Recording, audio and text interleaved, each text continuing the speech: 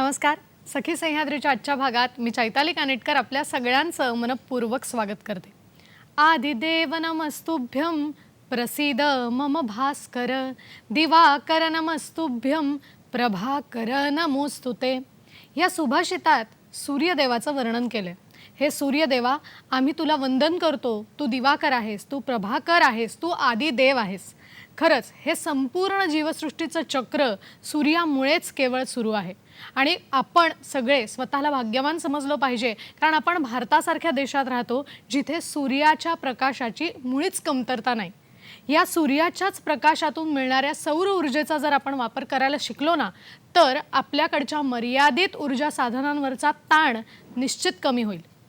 पण हा सौर ऊर्जेचा अपारंपरिक ऊर्जा स्रोताचा वापर नेमका करायचा कसा, त्यासाठी काय पूर्वनियोजन हवं, हे सगळं जाणून घेण्यासाठी आजच्या विषयाची निवड केली गेली आहे. पाहूया आजचा आपला विषय काय आहे तो. आज आपण बोलणार आहोत एका महत्त्वाच्या विषयावर आणि आपण बोलतो आहोत सौर ऊर्जा वापरात गृहिणींचा सहभाग या विषयावर. आपल्याला मार्गदर्शन करण्यासाठी आपल्या बरोबर आहेत सौर ऊर्जा तज्ञ अभय यावलकर सर. नमस्कार सर. नमस्कार. नमस्कार. कार्यक्रमात आपलं खूप मनापासून स्वागत करते. आणि खरंच या सौर ऊर्जेचा वापर नेमका कसा करायचा, गृहिणी तो कसा करू शकतात, हे जाणून घेण्यासाठी आज आपलं मार्गदर्शन आमच्यासाठी अमूल्य असणार आहे. तेव्हा कार्यक्रमात आधी सर्वप्रथम त्यांची मी ओळख करून देते. सौर ऊर्जा तज्ञ अभय यावलकर सर, शालेय विज्ञान मंडळ तसंच विज्ञान शिक्षक कार्यशाळा, प्रयोगशाळा, विज्ञान खेळणी, स्वयंपाकघरातील विज्ञान अशा विषयांवर जवळजवळ 650हून अधिक प्रशिक्षण कार्यशाळा त्यांनी घेतलेल्या आहेत. समाज उपयोगी मातीच्या चुली, सूर्यचूल, सौरबंब इत्यादींचे 15,000हून अधिक असे प्रयोग आणि प्रशिक्षण नागरिकांना त्यांनी केलेले आहे. महाराष्ट्र, गुजरात या राज्यातील जिल्हा परिषद कार्यशाळा, कृतिशील विज्ञान शिक्षणाचे उपक्रम घेऊन हजारो विद्यार्थ्यांना त्यांनी विज्ञान शाखेकडे वळवलं. बालभारती अभ्यास मंडळाचे सदस्य, मराठी विज्ञान परिषदेचे स्थायी सदस्य, मूलभूत कृतिशील विज्ञान आणि सौर ऊर्जा शिक्षण केंद्राचे ते व्यवस्थापक आहेत. वर्तमानपत्र, मासिकं, आकाशवाणी इत्यादी प्रसार माध्यमातून सुद्धा त्यांनी लेखन केलं आहे. निर्माण कृतज्ञता, आदर्श डोंबिवलीकर, उत्तम विज्ञान प्रसारक अशा पुरस्कारांनी त्यांना सन्मानित करण्यात आले. आणि फार महत्त्वाचं, स्वयंपाकघरातील उपकरणं आणि इंधन बचत या विषयावर काही दिवसांपूर्वी त्यांनी आपल्याला मार्गदर्शन केलेलं होतं. आज सौर ऊर्जा वापरात गृहिणींचा सहभाग नेमका कसा होऊ शकतो या विषयावर ते आपल्याशी बोलणार आहेत, संवाद साधणार आहेत. आता वेळ न घालवता आपण कार्यक्रमाला सुरुवात करणार आहोत. पण पुन्हा एकदा सरांचं मनपूर्वक स्वागत करते. आणि अगदी सगळ्यात पहिला प्रश्न की आपण म्हणतो की आपल्या भौगोलिक स्थान विस्तार पाहता भारत देशात जवळजवळ 7 ते 8 महिने स्वच्छ आणि खूप चांगला सूर्यप्रकाश आपल्याला मिळतो.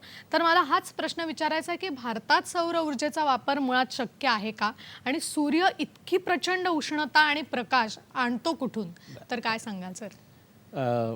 पहिल्यांदा मी असं म्हणेल की आपला भारत देश विविधतेने नटलेला आहे आणि ह्या विविधतेने नटलेल्या भारत देशामध्ये अफाट सौर ऊर्जा आहे. विशेष म्हणजे सूर्याचं जर अंतर आपल्या पृथ्वीपासून बघितलं तर साधारणतः 15 लाख किलोमीटर असं इतकं एवढं आहे आणि त्याच्या पृष्ठभागाचं तापमान 6,000 डिग्री सेल्सिअस. आणि याच्यामुळे आपल्या पृथ्वीवरती जी काही ऊर्जा येते ती साधारणतः एक चौरस मीटरचा जर आपण विचार केला तर एका चौरस मीटरवरती प्रत्येक तासाला 1000 कॅलरीज एवढी ऊर्जा आपल्याला मिळत असते. म्हणजेच दिवसभरामध्ये साधारणतः 5 ते 6,000 कॅलरीज म्हणजे 5 ते 6 युनिट एवढं आपल्याला उष्णता ऊर्जा मिळते. आणि त्यामुळेच खऱ्या अर्थाने भारतामध्ये सर्व शक्य आहे. भारत हा इतका प्रगल्भ देश आहे, समृद्ध देश आहे की ह्या भारतामध्ये सौर ऊर्जेवरती चालणाऱ्या अनेक गोष्टी करता येणं शक्य आहे. आणि तुम्ही म्हटलात त्याप्रमाणे हा एवढी ऊर्जा आणतो कुठून, तर सूर्याचं जर तुम्ही बघितलं तर त्या ठिकाणी हायड्रोजन आणि हेलियम आहे. ह्या दोघांची जी रिॲक्शन होते म्हणजे त्या ठिकाणी फ्युजन होतं आणि त्या ठिकाणी उष्णता ऊर्जा निर्माण होते आणि तीच उष्णता ऊर्जा आपल्याला मिळत असते. ह्या याच्यात उष्णता आणि प्रकाश अशा दोघं गोष्टी आपल्याला साधारणतः मिळत असतात. खरं. भारत देश आणखीन एक तुम्हाला सांगतो की भारत देश विषुववृत्ताच्या जवळ आहे. बरोबर. हां, म्हणजे दक्षिणेकडचं जर टोक नीट बघितलं तर ते विषुववृत्ताच्या जवळ आहे आणि त्यामुळे आपल्याला जरी सूर्य दक्षिणेकडे गेला किंवा उत्तरेकडे गेला तरी आपल्याकडे मिळणारे जे सूर्याची किरणं आहेत हे लंबरूप स्वरूपात मिळतात आणि त्यामुळे भारत हा सौर ऊर्जेच्या बाबतीत अतिशय अतिशय समृद्ध असा देश आहे. नक्कीच मला वाटतं आणि हे सगळ्या भारतीयांसाठी एक वरदान म्हणायला हरकत नाही आणि फक्त त्याचा वापर कसा करायचा हे आपल्याला समजत नाही आणि हेच आजच्या कार्यक्रमातून आपल्यापर्यंत पोहोचवणं हा मुळात हेतू आहे. तर आता मी लगेच पुढच्या प्रश्नाकडे येते की आपण सौर ऊर्जेचा वापर करायचं असं नक्कीच म्हणतो, पण त्याच्यासाठी कुठली वेगवेगळी उपकरणं आपण वापरू शकतो की सौर ऊर्जेवर चालणारी उपकरणं कुठली कुठली आहेत, काय सांगाल? सौर ऊर्जेवरती चालणारं म्हणजे मी तुम्हाला आधी पहिल्यांदा असं सांगेल की सगळं शक्य आहे. इथे या ठिकाणी एक चित्र मी दाखवतोय की यस ही फ्रान्समध्ये जी ओदिली नावाचं जे गाव आहे तिथली ही फर्नेस आहे. ही फर्नेस सौर ऊर्जेवरती चालते आणि याच्यामध्ये धातू वितळवला जातो. बरं. हां, म्हणजे साधारणतः 3,500 ते 4,000 डिग्री सेल्सिअस एवढं तापमान त्या ठिकाणी असतं. मग जर ठरवलं तर तुमचं अन्न तर सहज याच्यावरती शिजवता येऊ शकेल आणि म्हणून सोलर कुकर सगळ्यात पहिल्यांदा मी असं म्हणेल की प्रत्येक घरात किचन असतो आणि त्यामुळे सोलर कुकर ही आता खरी गरज आहे. त्यामुळे सोलर कुकरमध्ये अन्न शिजवता येऊ शकतं. त्याचप्रमाणे आपल्या छतावरती जर आपण वॉटर हीटर म्हणजे पाणी गरम करण्याचं संयंत्र जर लावलं, आज अनेक ठिकाणी विजेवर चालणारी पाण्याची उपकरणं असतात, पण त्याऐवजी जर आपण सोलर वॉटर हीटर वापरलं तर ते अधिक चांगलं ठरू शकतं. आणि त्याच पद्धतीने सोलर लाईट सौर वीज यंत्रणा जी आहे ही सौर वीज यंत्रणा देखील सौर ऊर्जेवरती अतिशय उत्तमरित्या चालू शकते.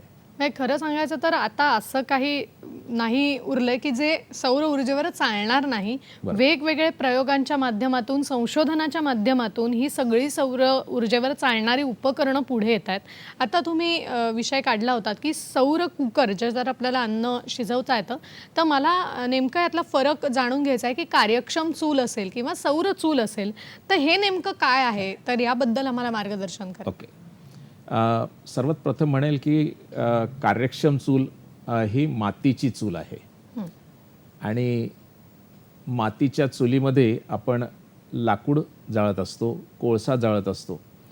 तर ही जी कार्यक्षम चूल आहे ही का हिला कार्यक्षम म्हटलं गेलं तर विशेष म्हणजे जमिनीपासून ती वरती उचललेली आहे. 4 इंच साधारणतः वरती उचलून तिला चांगला ऑक्सिजन कसा मिळवता येईल हे त्या ठिकाणी पाहिलेलं आहे आणि कमीत कमी धूर त्या ठिकाणी कसा होईल, कारण धूर जर झाला तर लाकूड विझलेलं असतं. जर आपल्याला चांगला ऑक्सिजन मिळाला तर ज्वलन त्या ठिकाणी चांगलं होतं. आणि त्या ठिकाणी जी गृहिणी बसलेली असते, बऱ्याच वेळा असं होतं की पुरुषांना सिगारेट पिऊ नका असं म्हणून सांगितलं जातं, पण ही गृहिणी ज्यावेळेस 200 सिगारेटी एका ठिकाणी पेटवल्या जातील त्यावेळेस जेवढा धूर होईल तेवढा धूर हिच्या नाकातोंडात जात असतो. आणि त्यामुळे ही अशा प्रकारची चूल की जिथे धूर कमीत कमी होईल. लाकूड जिथे जळणार आहे त्या ठिकाणी धूर हा होणारच, म्हणून हिला कार्यक्षम चूल असं म्हटलेलं आहे. म्हणजे पूर्वी दगडाची चूल होती तिची कार्यक्षमता फक्त 6% होती आणि हिची जी कार्यक्षमता आहे ही जवळजवळ 12 ते 25% पोहोचलेली आहे. आता इकडच्या बाजूला जी दिसते ती म्हणजे सूर्यचूल. बरोबर. सूर्यचुलीचं जे काही आहे की एक बॉक्स आहे आणि त्या बॉक्समध्ये एक ॲल्युमिनियमचा ट्रे ठेवलेला आहे. त्या ट्रेला काळा रंग दिलेला असतो. काळा रंग का, तर उष्णता शोषून घेता यावी यासाठी. या ठिकाणी जे 2 डबे ठेवलेले आहेत की ज्याच्यामध्ये डाळ आणि भात हे जे काही शिजणारे पदार्थ आहेत ते त्या ठिकाणी तुम्ही ठेवून फक्त 1 तास ते 1.25 तास एवढ्या वेळामध्ये त्याच्यामध्ये अन्न सहजगत्या शिजून जाते. वा.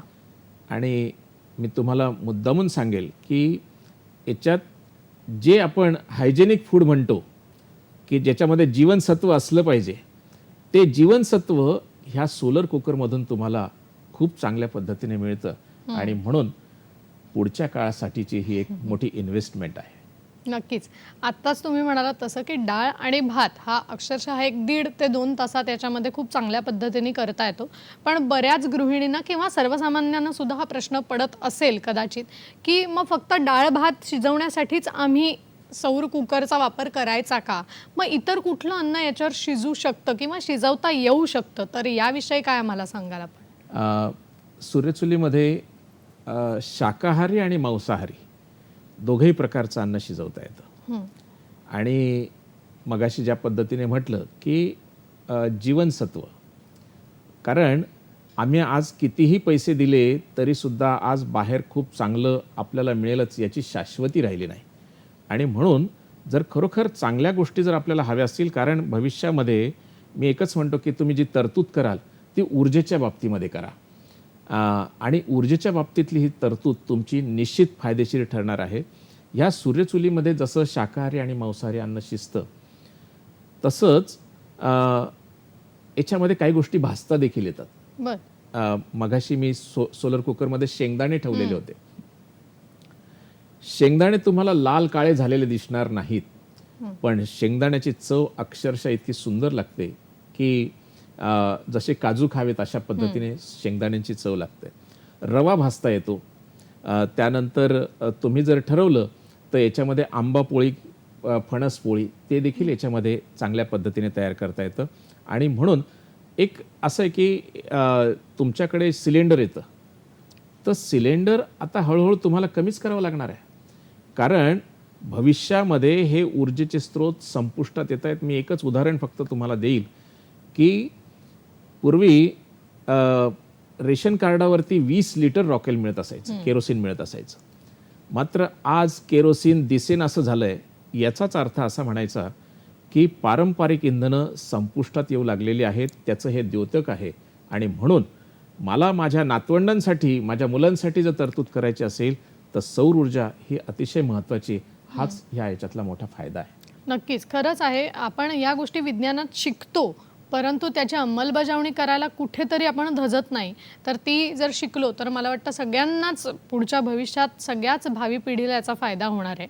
आता मला पुढच्या प्रश्नाकडे यायचं आहे की उष्णता आणि प्रकाश यावर चालणारी इतर कुठली कुठली उपकरणं आहेत? आता आपण सौर कुकरच्या बाबतीतलं जे कारण आहे ते समजून घेतलंच, तर मग इतर कुठली उपकरणं, साधनं आहेत? काय सांगाल आपण? तुम्ही दोन गोष्टी विचारत आहात की एकीकडे उष्णता ऊर्जा आणि प्रकाश ऊर्जा, म्हणजे सूर्य आपल्याला ह्या दोघी गोष्टी देतो हे निश्चित झालं. उष्णता ऊर्जेवरती जर विचार केला तर उष्णता ऊर्जेवरती मी या ठिकाणी पॅराबोलिक सोलर कुकर, त्याच्यानंतर जसं आपण पाण्याचं ऊर्ध्वपातन म्हणतो, डिस्टिलेशन, ते त्याच्या ठिकाणी सोलर एनर्जीवरती होऊ शकतं. आणि सोलर ड्रायर हे पण मी दाखवतोय. तर आता ह्या 3 ज्या गोष्टी दाखवल्यात खूप छान आहेत बरं का.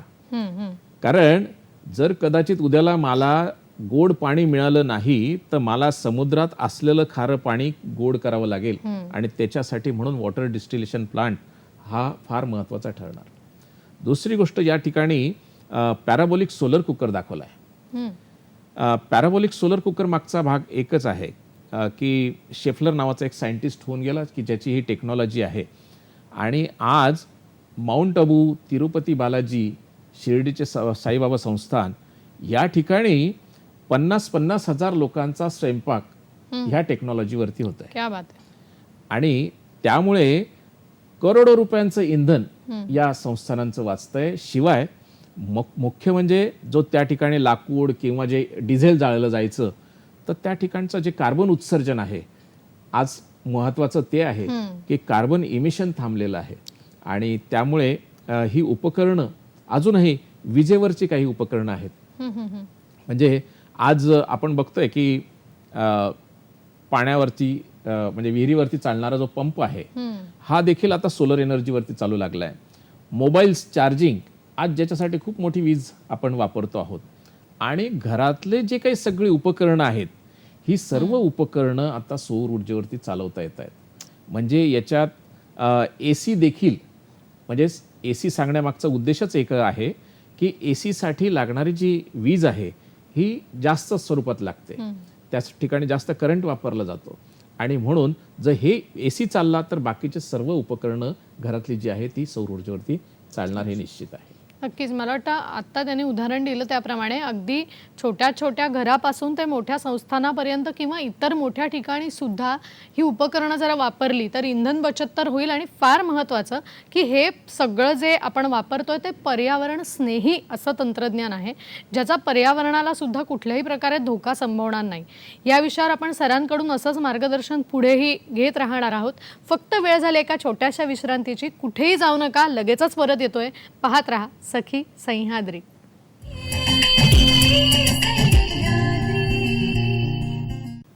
ब्रेक नंतर पुन्हा एकदा सगळ्यांचं स्वागत करते. आज आपण बोलतो आहोत सौर ऊर्जा वापरात गृहिणींचा सहभाग या महत्त्वाच्या विषयावर आणि आपल्याला मार्गदर्शन करतायत सौर ऊर्जा तज्ज्ञ अभय यावलकर सर. ब्रेकपूर्वी आपल्याला बऱ्याच वेगवेगळ्या गोष्टींची नवीन माहिती मिळाली की आज सौर ऊर्जेवर चालणार नाही असं उपकरण राहिलेलं नाही. तर प्रगत तंत्रज्ञानाच्या माध्यमातून संशोधन करून वेगवेगळी उपकरणं आपल्याकडे संशोधनाच्या माध्यमातून सुरू आहेत, ज्याचा शोध लागतो आणि ज्याचा वापर हा अगदी लहानातल्या घरापासून ते मोठमोठ्या संस्थानांपर्यंत करता येतो. आता ह्यालाच जोडून मला सरांना विचारायचं आहे की ह्या सगळ्या उपकरणांचा वापर आणखीन कुठल्या कुठल्या वेगवेगळ्या पद्धतीने कुठे कुठे करता येऊ शकतो, काय सांगाल? तुम्हाला सांगेल की आपल्याकडे औद्योगिक क्षेत्र खूप मोठं आहे आणि औद्योगिक क्षेत्रामध्ये प्रचंड मोठ्या प्रमाणात कोळसा लागतो. कारण कारखान्यांमध्ये बॉयलर्स चालवले जातात आणि ही जी बॉयलर्स आहेत ही संपूर्णतः कोळशावरती चालवली जातात. आता भाग असा आहे की जर या ठिकाणी 300 आणि 350 डिग्री सेल्सिअसचं पाणी जर कारखान्याला लागत असेल तर सौर ऊर्जा खरोखर एवढं पाणी गरम देऊ शकेल का? तर हे शक्य आहे बरं का. कारण मगाशी मी जो तुम्हाला पॅराबोलिक सोलर कुकर दाखवला, हा पॅराबोलिक सोलर कुकर जवळजवळ 350 डिग्री सेल्सिअसपर्यंत आपल्याला पाणी गरम करून देतो. आणि त्यामुळे इंडस्ट्रीजमध्ये अशा प्रकारचे बॉयलर्स जे आहेत हे निश्चित सौर ऊर्जेवरती आपल्याला चालवता येणं शक्य आहे. काही ठिकाणी त्याची अंमलबजावणी देखील झालेली आहे. एवढंच नव्हे तर आपण जी वीज वापरतो ही वीज देखील कोळशावरती म्हणजे तयार केली जाते आहे. आणि आजही जवळजवळ 60% कोळसा 60% वीज जी आहे ती कोळशावरती आहे. मध्यंतरीच्या काळात आपण आफ्रिकेहून कोळसा मागवला होता आणि हा कोळसा आणि भारतातला कोळसा ह्या दोघांमध्ये थोडीशी तफावत आहे. जर भारतातला कोळसा वापरला तर साधारणतः 450 ते 500 ग्रॅम एवढ्या कोळशामध्ये 1 युनिट वीज तयार होते. तोच बाहेरचा कोळसा आफ्रिकेचा कोळसा वापरला तर साधारणतः 350 ग्रॅम कोळशामध्ये ते काम होत आहे. मग जर एवढा कोळसा जाऊन आपण कार्बन उत्सर्जन करत असू तर मुळात औष्णिक वीज केंद्रांना सुद्धा जर पाणी अशा प्रकारे गरम करून दिलं गेलं तर त्या ठिकाणी सुद्धा कोळसा कमीत कमी वापरता येऊ शकेल. त्याच्यानंतरचा भाग हॉस्पिटल्समध्ये खूप मोठ्या प्रमाणात वीज लागते किंवा गरम पाणी देखील त्या ठिकाणी लागतं. तर त्या ठिकाणी जर आपण जे विजेचे जे संयंत्र आहेत ते जर वापरले तर मला असं वाटतं खूप मोठ्या प्रमाणात विजेची बचत होऊ शकेल. आणि बऱ्याच वेळा असं होतं की लोड शेडिंग होतं आणि त्याच्यामध्ये वीज जाते. मात्र सौर ऊर्जेमध्ये तसं नाही आहे. सौर ऊर्जेमध्ये तुम्हाला अखंड विजेचा प्रवाह मिळू शकतो. एवढंच नाही, थोडंसं एक तांत्रिक तुम्हाला सांगेल की आपल्या घरातली सगळी उपकरणं 220 व्होल्टवरती चालतात. बऱ्याच वेळा फ्लक्च्युएशनमुळे अनेक उपकरणं उडतात देखील. पण सौर ऊर्जा ही असा स्रोत आहे की ज्याच्यामध्ये तुम्हाला 220चं फार तर 218 होईल किंवा 222 होईल, परंतु याच्यापेक्षा कमी अथवा अधिक याच्यावरती व्होल्टेज होत नाही. आणि त्यामुळे सौर ऊर्जेवरती अशा प्रकारे सौर ऊर्जेचा वेगवेगळ्या ठिकाणी आपल्याला उपयोग करून घेता येणं शक्य आहे. नक्कीच. मला वाटतं हे सौर ऊर्जेचं वैशिष्ट्य म्हणता येईल. आपल्याला कार्यक्रमात एक फोन येतोय, तो आधी आपण घेऊया. आपल्याला ठाण्याहून प्रश्न विचारतायत शंकरजी दावेकर. नमस्कार. नमस्कार. नमस्कार. प्रश्न विचारा आपला. साहेब तुम्हाला दोघांनाही नमस्कार. माझा नमस्कार. माझा प्रश्न असा आहे की तुम्ही आता तो सोलर ड्रायर जो दाखवला त्यासाठी किती पॅनल लागतात आणि त्याला जागा किती लागते आणि त्याला गव्हर्नमेंटची सबसिडी आहे का आणि त्यामध्ये कोणते कोणते पदार्थ आपल्याला ड्राय करू शकतो आपण? बर बर. ओके. उत्तम उत्तम. त्यांचा प्रश्न खूप छान आहे, कारण मनात हा येऊ शकतो ते पाहिल्यानंतर. तर कुठे कुठे आपल्याला हा वापर कोणत्या कशासाठी करता येईल, गव्हर्नमेंटची सबसिडी याला आहे का, आणि याच्यासाठी पॅनल किती लागतात, असे त्यांचे Yes. 3 प्रश्न होते. येस.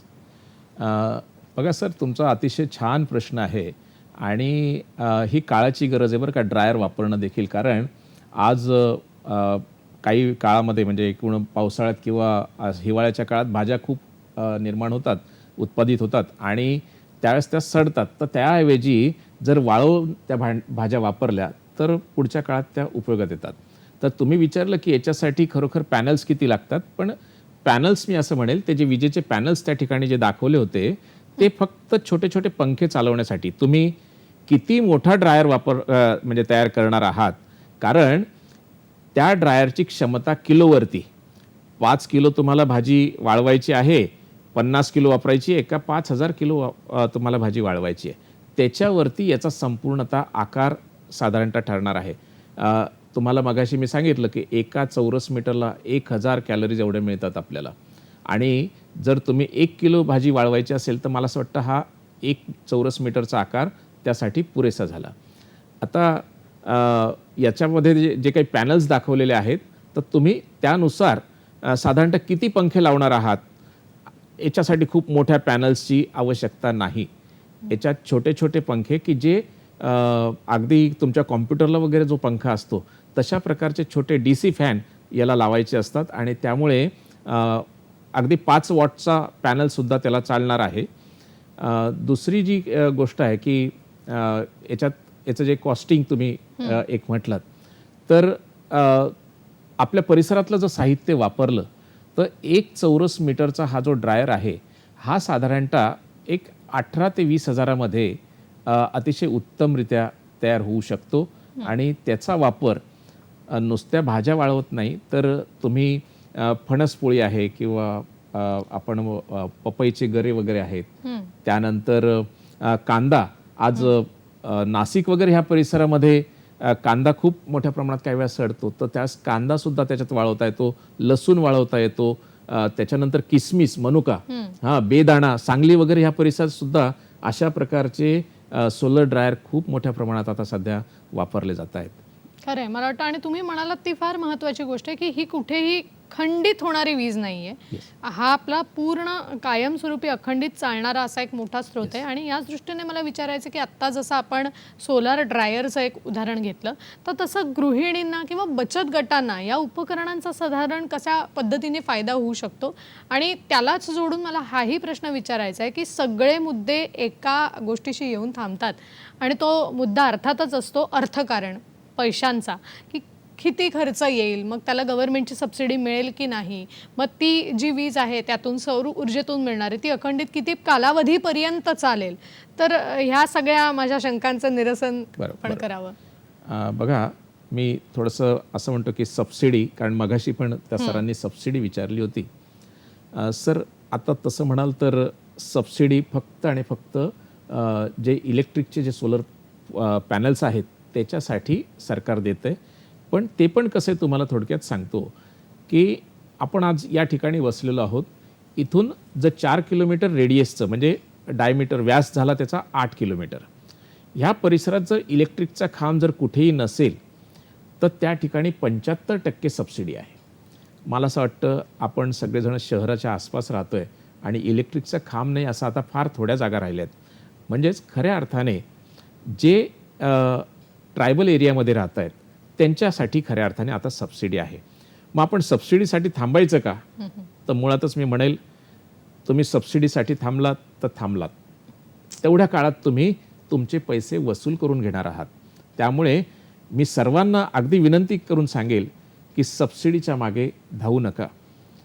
दुसरी गोष्ट, गृहिणी आणि बचत गटाचं असं तुम्ही मला म्हटलं, तर बघा गृहिणींना खूप काही वेगवेगळ्या टिप्स याच्यामध्ये हे करायला हरकत नाही की सोलर वॉटर हीटर आणि सोलर कुकर. बऱ्याच वेळा असं होतं की सकाळीच आम्ही सोलर कुकर आमच्या गच्चीवरती नेऊन ठेवला, तर त्यावेळेस सूर्यप्रकाश अजून पुरेसा आलेला नाही, कारण इमारती आहेत साईडला वगैरे, झाडं आहेत. तर तुम्ही सोलर वॉटर हीटरचं पाणी, गरम पाणी तुमच्या डाळीमध्ये म्हणा किंवा भातामध्ये टाकून ठेवा, तेवढंच जास्त वेगाने त्या ठिकाणी अन्न लवकर शिजणार आहे.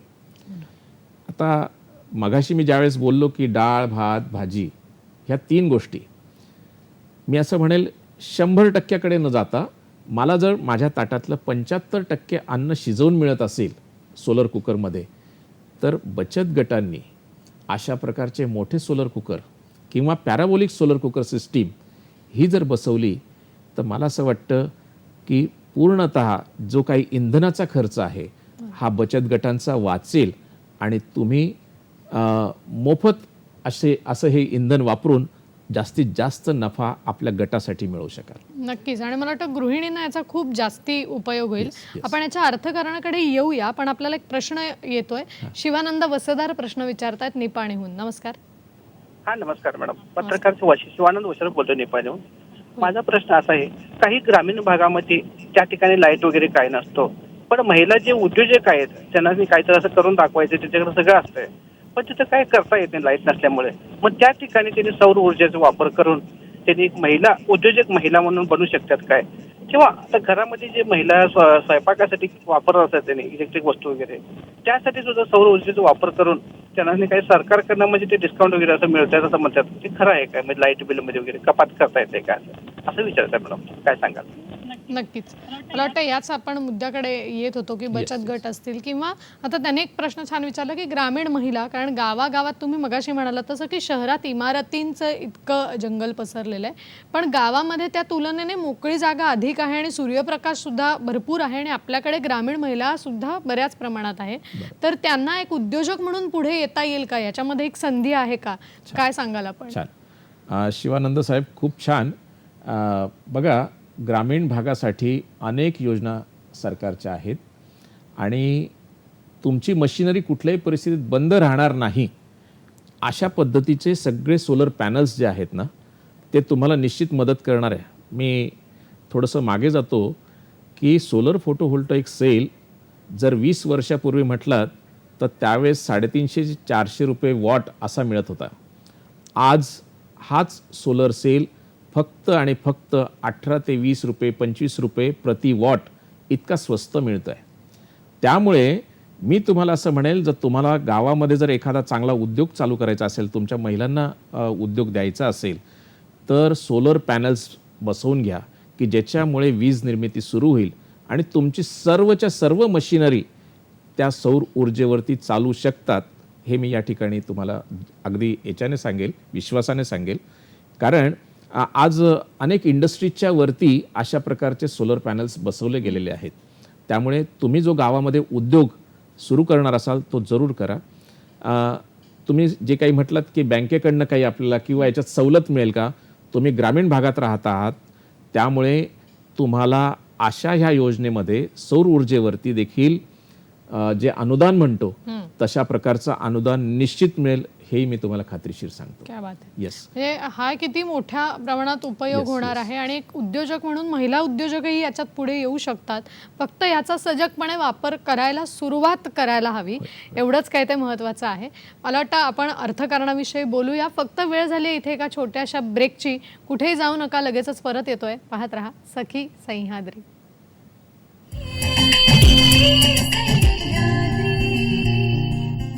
ब्रेकनंतर पुन्हा एकदा सगळ्यांचं स्वागत करते. सौर ऊर्जा वापरात गृहिणींचा सहभाग या विषयावर आपण बोलतोय आणि आपल्याला मार्गदर्शन करतायत सौर ऊर्जा तज्ज्ञ अभय यावलकर सर.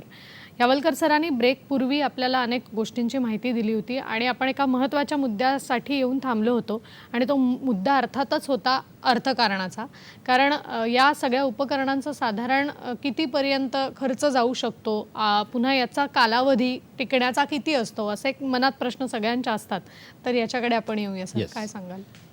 बघा, सौर ऊर्जा उपकरणांना दीर्घायुष्य आहे आणि दीर्घायुष्य याच्यासाठी म्हणतो की तुम्ही जर त्या गोष्टी चांगल्या पद्धतीने हाताळल्यात तर मला असं वाटतं सोलर कुकर मी पहिल्यांदा सांगतो. नक्की. अतिशय स्वस्त आहे सोलर कुकर. कारण तुम्ही जे काही वर्षभरात सिलेंडर्स वापरतात त्याच्या निम्मे किमतीमध्ये तुम्हाला सोलर कुकर मिळणार आहे. सोलर कुकर साधारणतः 5,200 रुपये एवढी त्याची किंमत आहे. आणि 5,200 रुपयामध्ये तुमचं जे काही शिजणारे पदार्थ आहेत ते सगळे त्याच्यामध्ये शिजणार. आणखीन तुम्ही जर त्याच्या वेगवेगळ्या क्लुप्त्या काढल्यात तर अनेक अनेक गोष्टी तुम्हाला तयार करता येणार आहेत. त्याचं जे आयुष्य मी या ठिकाणी म्हटले 10 वर्ष. हां, कारण ही लाकडाची पेटी आहे. जर त्याला चांगल्या पद्धतीने तुम्ही रंगकाम 2 वर्षांनी 3 वर्षांनी केलं तर मला असं वाटतं बाहेरच्या वातावरणाचा त्याच्यावर कुठलाही परिणाम होणार नाही आणि नक्कीच तो 10 वर्ष टिकेल.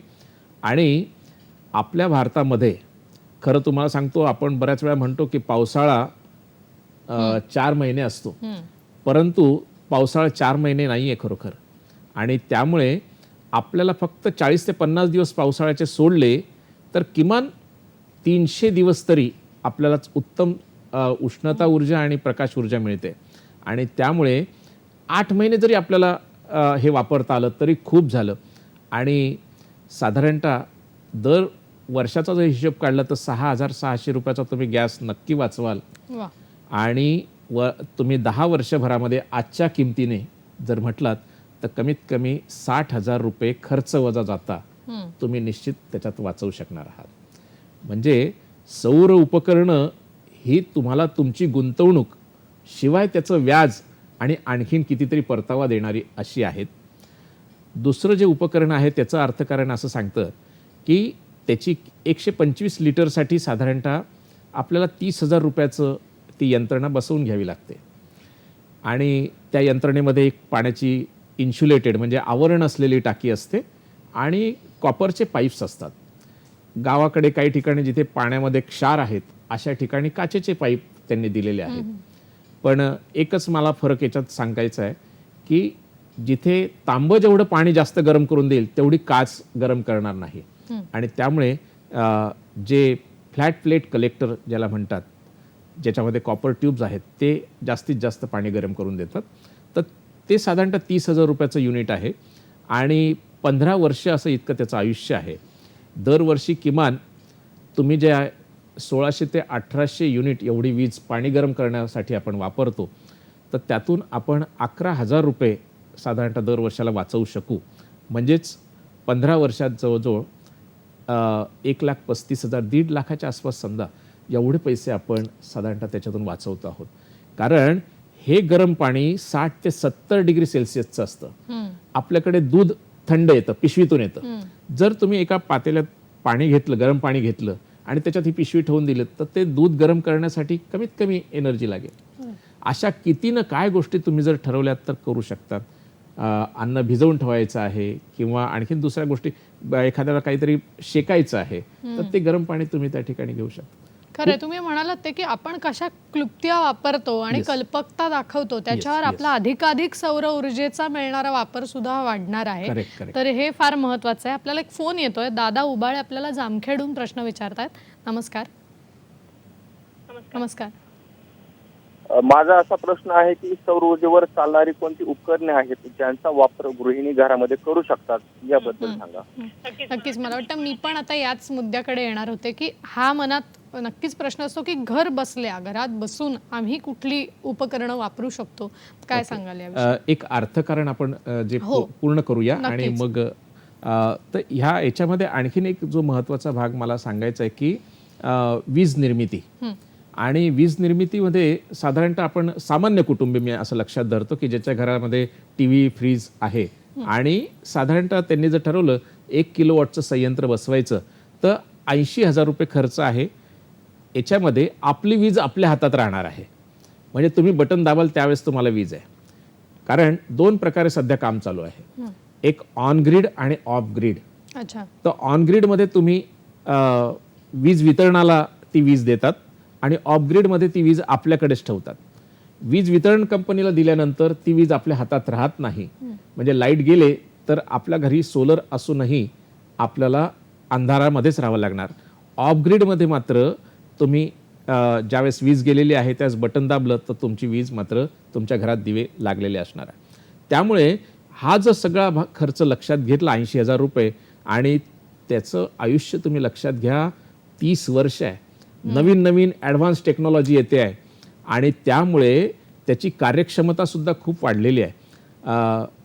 मी सर्व गृहिणींना सांगेल की या ठिकाणी हा जो सगळा हिशोब दाखवला आहे, आज जरी ही गुंतवणूक केली तर 30 वर्षाच्या आजच्या दराने जर म्हटला तर कमीत कमी 5 ते 6 लाख रुपये तुम्ही तुमचे विजेवरचे वाचवणार आहात. आणि त्यामुळे खरोखर ह्या 3 उपकरणांचं जर अर्थकारण, आपण कार जर खरेदी करू शकत असू तर मला असं वाटतं हे सुद्धा तेवढंच प्रेस्टिजियस आहे. नक्कीच. आणि त्यामुळे सौर ऊर्जेचा वापर हा फार महत्त्वाचा ठरतो. येस, आता नक्कीच. आता त्यांनी विचारलेला जो प्रश्न आहे की घर बसल्या गृहिणी कुठल्या कुठल्या उपकरणांचा वापर करू शकतील, काय सांगाल? बघा, जर आपल्या घरावरती सोलर पॅनल्स टाकले गेलेत हं. तर तुम्ही घरात बसून सगळे इलेक्ट्रिकवरचे उपकरणं सौर ऊर्जेवरती चालवता येणं शक्य आहे. आता तुम्ही म्हणाल की अन्न शिजवण्यासाठी काही करता येईल का? हं. तर आता एक ॲडव्हान्स सूर्यचूल आलेली आहे की जिच्यामध्ये त्याला देखील सोलर पॅनल्स लावलेले आहेत. पण फरक असा आहे की तुम्ही शेवटी तिथेही वीजच वापरणार आहात. मग मी असं म्हणेल की त्याऐवजी जर तुम्ही सोलर इलेक्ट्रिक लाईट्स वगैरे जर त्याच्यावरती वापरले तर तेवढे पुरेसे आहेत. पण असे हिटिंग करणारे, उष्णता निर्माण करणारे जर उपकरण आपण घरात वापरायला लागलो तर वीज जास्तीत जास्त लागेल. म्हणजे सोलरची निर्मिती असू द्या किंवा महावितरणची वीज निर्मिती असू द्या, पण शेवटी उष्णतेसाठी आपल्याला जास्तीत जास्त ऊर्जा वापरावी लागेल. आणि म्हणून मी असं म्हणेल की घरामध्ये जर तुम्हाला जे काही बसवायचं आहे तर एक म्हणजे सोलर वॉटर हीटर, जे डायरेक्ट गरम पाणी तुमच्या घरामध्ये आणून देऊ शकते, आणि सोलर फोटोव्होल्टाईक सेल की जे तुम्हाला डायरेक्ट वीज तुमच्या घरात आणून देऊ शकत आहे. तर ह्या 2 गोष्टी तुम्हाला निश्चित वापरता येण्यासारख्या आहे. खरंय खरंय. आणि मला वाटतं हा दिवसेंदिवस वापर वाढतो आहे आणि त्यामुळे नक्कीच सगळ्यांना याचा फायदा होईल. आपल्याला फोन येतोय. विनया परब आपल्याला प्रश्न विचारतायत विरारहून. नमस्कार. हा. बोला, प्रश्न विचारा. हॅलो. बोला बोला. नमस्कार. माझा प्रश्न असा होता की सौर ऊर्जा चूल ही मुंबईमध्ये किंवा कुठे उपलब्ध आहे आणि कुठे ठिकाणं आहे त्यांची, ही उपकरणं मिळतील? नक्कीच. कदाचित हा कार्यक्रम बघून सगळ्यांच्या मनात हा प्रश्न येऊ शकतो की आम्हाला उपकरणं जर खरेदी करायची असतील तर ही कुठे आम्हाला मिळू शकतील, तर काय मार्गदर्शन करा? मी तुम्हाला एकच सांगेल, सर्वात शेवटी आपण त्याची वेबसाईट आणि आपण जे नाव सांगूया, म्हणजे संस्थेचं नाव. कारण बघा, त्या ठिकाणी तुम्हाला अशा प्रकारची उपकरणं बनवायला शिकवली जातात. त्याविषयी जे खरोखर तंत्रज्ञान तुम्ही कुठलं काय वापरलं पाहिजे हे देखील त्या ठिकाणी सांगितलं जातं. तर त्याविषयीचा सर्वात शेवटी आपण ॲड्रेस किंवा फोन नंबर काय जे असेल ते आपण देऊ आणि तो दाखवूया, कारण अनेक प्रेक्षकांना सुद्धा हा मनात येणारा प्रश्न आहे. आता माझ्या मनात एक प्रश्न आहे, कदाचित आज कार्यक्रम बघितल्यावर येऊ शकतं मनात, की ही सौर ऊर्जा आम्हालाही वापरायची आहेत किंवा ही उपकरणं आम्हालाही जर आमच्या घरात लावून घ्यायचे तर नवीन घर बांधत असताना साधारण कुठल्या गोष्टींचं आपण भान ठेवायला हवं, तर याच्या काय सूचना कराल आपण? बघा, आपण नवीन घर आता बांधणं काही लाखांमधल्या गोष्टी आहेत. म्हणजे अशा वेळेस पहिली तरतूद जी कराल ती 2 ते 5% हे आपल्याला फक्त सोलरसाठी वापरायचे असा पहिला भाग. कारण नवीन घराच्या बाबतीत जर म्हणाल तर दक्षिणोत्तर असं तुमचं जे छत आहे की ज्याच्यावरती आपल्याला पॅनल सहजगत्या बसवता येतील. साधारणतः बऱ्याच ठिकाणी बंगल्यांना असा स्लोप दिला जातो, तर 15 ते 40 डिग्री एवढाच फक्त त्याचा स्लोप ठेवा. म्हणजे कारण आपण आज मुंबईचा विचार केला तर मुंबई साधारणतः 19 ते 19.5 अक्षांशावरती आहे. त्या तुलनेमध्ये दक्षिणायन आणि उत्तरायण होताना आम्ही 35 डिग्रीवरती जर पॅनल्स लावले तर आम्हाला मॅक्झिमम इफिशियन्सी मिळू शकते, जास्तीत जास्त कार्यक्षमता मिळू शकते. हा घर बांधणीतला एक महत्त्वाचा भाग. दुसरा भाग, जी पायपिंग आहे, सोलर वॉटर हीटरचं पाणी, जे गरम पाणी वरतून येणार आहे त्याच्यामध्ये जास्तीत जास्त लॉसेस होता कामा नये. कारण बऱ्याच वेळा पाईप उघडे असतात आणि त्या ठिकाणी पहिल्यांदा बादलीभर पाणी जे येईल ते थंडच पाणी येतं. जर ह्या पाईपांना चांगलं आवरण असेल तर पहिल्या थेंबापासून गरम पाणी आपल्यापर्यंत येईल. बरोबर. आणि ही पायपिंग तुम्हाला घर बांधतानाच करून घेतलेली केव्हाही अधिक चांगलं. स्वयंपाकघरामधला जर विचार तुम्ही मला विचाराल तर आज जे कुठेही मला बघायला मिळत नाही ते फार महत्त्वाचं आहे. आपण सर्व खिडक्या 3 फुटापेक्षा वरच्या बाजूला आपण उभारतो. जर ह्याच खिडक्या आणखीन खालती फ्लोरिंगपर्यंत आणल्यात कारण थंड हवा तिची घनता म्हणजे तिचं वजन जास्त असल्यामुळे थंड हवा खालच्या बाजूने शिरते आणि गरम हवा वरतून जाते. बरं. त्यामुळे खालच्या बाजूला जर अशा प्रकारच्या विंडो असल्यात तर ह्या नवीन घरामध्ये ते करून घेता येणं फार शक्य आहे. आणि प्रकाशाच्या दृष्टीने व्हेंटिलेशन, क्रॉस व्हेंटिलेशन वगैरे जे आपण म्हणतो ते अतिशय उत्तम प्रकारे जर तुम्हाला करता आलं तर मला असं वाटतं नवीन घर बांधणीमध्ये ह्या सगळ्या तरतुदींमुळे खूप मोठ्या प्रमाणात तुमचा पैसा वाचू शकेल, वीज वाचू शकेल, ऊर्जा वाचू शकेल. क्या बात आहे. मला वाटतं आणि ह्या गोष्टी आपण आधीच करू शकतो म्हणून हा मुद्दा या कार्यक्रमात आपण घेतला की नवीन घर बांधत असताना जर आपण पूर्वनियोजन केलं तर सौर ऊर्जेचा वापर आपण पूर्ण यशस्वीरित्या करू शकू. या विषयावर असंच सर मार्गदर्शन करणार आहेत. फक्त वेळ झाली एका विश्रांतीची. कुठेही जाऊ नका, पाहत राहा सखी सह्याद्री.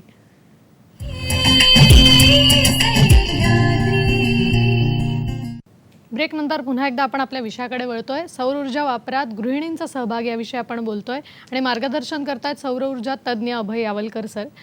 सर मला विचारायचं आहे की गृहिणींचा सहभाग आपण म्हणतोय तर गृहिणींना या सौर ऊर्जेचा उपकरण वापर आणि या सगळ्या ह्याच्यात कुठल्या प्रकारच्या संधी उपलब्ध आहेत, काय सांगाल? खरोखर हा महत्त्वाचा विषय आणि याच्यामध्ये ज्या नवीन तरुण युवती असतील तर त्यांना खूप मोठ्या संधी आहेत. म्हणजे पॅनलचं डिझायनिंग, त्याच्यानंतर पॅनल इन्स्टॉलेशन आणि शिवाय मगाशी आपण ज्या पद्धतीने ड्रायरचं बोलत होतो तर अशा प्रकारचे इन्स्टंट जे फूड आहे हे फूड जर त्यांनी विक्रीसाठी बाहेर आणलं तर मला असं वाटतं याच्यातून खूप मोठ्या प्रमाणावरती महिलांना पण म्हणजे गृहिणींना पण आणि जे नवीन तरुण युवक आहे त्यांना देखील याच्यातून व्यवसाय मिळू शकतो. म्हणजे रोजगार निर्मितीच्या दृष्टिकोनातून हा फार महत्त्वाचा असा विषय मला वाटतं होऊ शकतो. आणि मग मनात साहजिकच याला जोडून प्रश्न येतो, मग याची प्रशिक्षणं कुठे दिली जातात? किंवा आपल्याला विनयाजींनी पण प्रश्न विचारला होता की आम्हाला जर ही उपकरणं खरेदी करायची असतील तर मग साधारण कुठेही मिळू शकतात, काय सांगाल? येस, याच्यातला एक भाग असा की प्रशिक्षणं जी आहेत ती आपण प्रशिक्षणं ठिकठिकाणी जर कोणी आपल्याला संस्थांनी वगैरे जर बोलवलं तर त्या ठिकाणी आपण अशा प्रकारचं प्रशिक्षण देऊ शकतो. आणि जर अशा प्रकारचं प्रशिक्षण घेण्यासाठी या ठिकाणी एक basic activity centre for science and solar education आणि त्या ठिकाणी मी ॲड्रेस दिलेला आहे. बरोबर. तर यावरती जर संपर्क साधला तर मला असं वाटतं आपण प्रशिक्षण वगैरे यांना नक्की देऊ शकतो. विनयाजींचा जो प्रश्न होता त्याच्यासाठी आपण स्क्रीनवरती नंबर आणि वेबसाईट दाखवतो आहोत. ती प्रशिक्षणं सुद्धा उपलब्ध होऊ शकतील आणि मला वाटतं उपकरणं सुद्धा या ठिकाणी उपलब्ध होऊ शकतात. नक्कीच. तर ही वेबसाईट आपण कृपया नोंदवून घ्यावी, तसंच भ्रमणध्वनी क्रमांक सुद्धा लिहून घ्यावेत. खूप छान सर. आणि मला असाही एक मनात प्रश्न आहे की भारतात, तुम्ही मगाशी म्हणाला होतात की भारत हा चांगला असा देश आहे की जिथे सौर ऊर्जा खूप वापरली जाते आणि आपण वापर करायला आता सुरुवात केली आहे. तर कुठली संशोधनं भारतात सुरू आहेत सौर ऊर्जेवर, काय सांगाल? भारतामध्ये आता पॅनल्स, कारण जे सोलर सेल्स आहेत त्या सोलर सेलची कार्यक्षमता वाढवणं हे खूप महत्त्वाचं आहे. आणि आजपर्यंत बाहेरून आपण सगळे सोलर सेल्स आणत असायचो. आता मात्र भारतामध्ये ते म्हणजे त्याच्याविषयीचं संशोधन सुरू झालेलं आहे. ह्या पॅनलची जर कार्यक्षमता वाढली तर निश्चित आपल्या संपूर्ण भारतामध्ये सोलर पॅनल्स अंथरले जातील. कारण आजही अजून खूप काम बाकी आहे. आत्ताशी फक्त 3 ते 4% आपलं काम झालेलं आहे. 95% काम बाकी आहे. त्यामुळे तरुणांना खूप मोठा रोजगार सौर ऊर्जेच्या माध्यमातून मिळू शकणार आहे. याच्यामध्ये एक होईल पुढच्या काळामध्ये की सगळीकडे जरी सोलर पॅनल्स अंथरले गेले तरी सातत्याने हा रोजगार मिळत राहील. कारण पॅनल्स 30 वर्षानंतर त्याची लाईफ संपली की परत चेंज करणं भाग आलाच की, त्याची देखभाल आली. आणि त्यामुळे मला असं वाटतं भारत हा खऱ्या अर्थाने ह्या क्षेत्रात देखील समृद्ध असा ठरणार आहे. नक्कीच. कुठेतरी आत्मनिर्भरतेकडे आपली वाटचाल सुरू आहे असं म्हणायला हरकत नाही. कारण याच्यातून रोजगार निर्मिती तर होईलच, पर्यावरणाचं सुद्धा चांगल्या पद्धतीने रक्षण होईल आणि इंधनाची सुद्धा बचत होईल. सर, अगदी जाता जाता हा महत्त्वाचा विषय आपण हाताळलात किंवा याच्यावर आपलं काम सुरू आहे, तर सगळ्यांना मार्गदर्शन करायचं असेल, विशेषतः गृहिणींना, तर तुम्ही काय कराल, काय सांगाल? मी एकच सांगेल की प्रत्येकाने जसे आपल्या मुलांसाठी आपण फिक्स डिपॉझिटची काहीतरी पावती करतो तर अशी तरतूद सौर ऊर्जेच्या बाबतीत करा. क्या बात. आणि ही खरी जी तुमची गुंतवणूक आहे ही त्यांच्या आयुष्याच्या शेवटपर्यंत त्यांना देखील उपयोगात येणार आहे. नक्कीच. त्यामुळे आणि हे प्रयत्न तहान लागल्यानंतर करू नका. खरंय. आजपासून जर हे प्रयत्न सुरू झाले तर मला खऱ्या अर्थाने आपल्या पुढच्या पिढीला हे निश्चित उपयोगात येईल. खूप मला वाटतं मोलाचं मार्गदर्शन आपण केलं. आत्तापासून सुरुवात करायला हवी. सर, वेळात वेळ काढून आपण इथे आलात आणि छान मार्गदर्शन आम्हाला सगळ्यांना केलं. त्याबद्दल संपूर्ण सखी सह्याद्रीच्या टीमच्या वतीने मी आपले मनपूर्वक आभार मानते. आणि आजचा हा विषय आपल्याला कसा वाटला हे आम्हाला कळवायला अजिबात विसरू नका. त्यासाठी माध्यमं www.facebook.com/dd सह्याद्रीवर प्रतिक्रिया देऊ शकता. सखी सह्याद्री @gmail.com हा आपला मेल ID आहे. www.youtube.com/dd सह्याद्री यूट्यूबवर देखील प्रतिक्रिया देता येतील. @dd सह्याद्री आपलं ट्विटर हँडल आहे. सौर ऊर्जेचा वापर करायला आपल्याला शिकायला हवं, कारण ते पर्यावरणाच्या दृष्टीने, आपल्या दृष्टीने सगळ्यांसाठीच महत्त्वाचं आहे. तेव्हा आजपासून हा वापर करायला आपण सगळ्यांनी सज्ज होऊया, त्याची माहिती मिळूया, त्याचा अभ्यासही करूया. आपण भेटणार आहोत सखी सह्याद्रीच्या पुढच्या भागात एका नवीन विषयासह. तोपर्यंत धन्यवाद.